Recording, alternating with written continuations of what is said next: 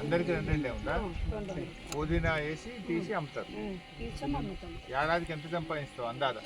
ఏడాదికి 2 లక్షలు అయితే 3 లక్షలు అయితే ఒక్కటే పుదీనాని ఇంకా తీడిచి పుదీనా మీద 2-3 లక్షలు సంపాదిస్తారా ఏడాదికి? అయితే సార్ 2-3 లక్షలు. పత్తి వేరే ఉంటుందా? కొద్దిగా పత్తి అలాగ ఉంటుంది. పుదీనా మీద 2-3 లక్షలు సంపాదిస్తారు ఏడాదికి. ఈ అమ్మ పేరేంటి? శరణమ్మ. శరణమ్మ మీరేమేస్తారు?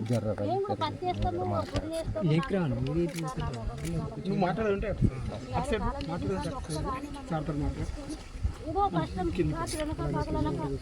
నీళ్ళు పెట్టినా నిప్పులు పెట్టినా అన్ని చేసినా నా పిల్లలు అలంకారం చేసినా ఇప్పుడు వాళ్ళకు నా అత్త మామ నాకు ఇచ్చింది సార్. నేను నా ముగ్గురు కొడుకులకి ఎలాగస్తాను మరి అన్నప్పుడు మీరు వచ్చి నడమద్రం వచ్చి భూమి గుంజుకోవటం నా పిల్లలు ఎక్కడ పోవాలి, నేనేమైపోవాలి? ఎవరు ఇచ్చిన అధికారం మా భూమి తీసుకొని సార్ మేము ఇయ్యం, సావనికైనా చేస్తాం కానీ మా భూమి ఎవరికి ఇయ్యము, ఎవరికి అడుగు పెట్టని ఇయ్యం సార్. మీ భూమిలో మీరు మంచిగా వ్యవసాయం చేసుకొని 3 పంటలు పండించి ఏడాదికి 2-3 లక్షలు సంపాదించుకొని బతుకుతున్నారు. అందువల్ల మేము ఇయ్యము, మా భూమి మాకే ఉండాలని మీరు అంటున్నారు. సావనికైనా చేస్తాం కానీ భూమి ఇయ్యం, ఈ భూమి కోసం చేస్తాం మేము కోసం. ఇప్పుడు లక్ష్మి రైతు బంధు పడ్డదా ఈసారి? లక్ష్మి శరణమ్మ రైతు బంధు పడ్డదా?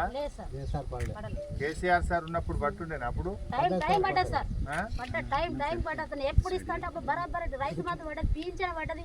అతను 200 కాడికి వెళ్ళి 1000 రూపాయల కాడికి వెళ్ళి 2000 దాకా చేసిండు సార్. అతని మాట తప్పులు ఇతను ఎక్కడికి వెళ్ళి వచ్చాడు, ఇంతమంది ఎమ్మెల్యేలు వచ్చారు సార్ మా ఊరికి.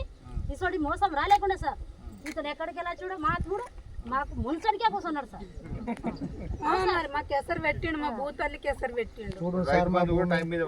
అసలు ఇంకా లేదు సార్, వానకాలం లేదు, ఎండాకాలం అసలు లేదు. ఇంకా ఇంకా కూడా లేదు, ఏం కూడా లేదు, రైతు బంధు లేదు, ఏం లేదు. చాలా మంది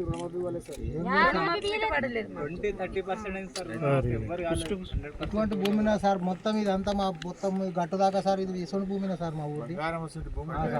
ఇక్కడ మాకు అందరికి 2 ఎకరాలు నీళ్ళు ఏడబోతే మాకు దొరకాయి సార్.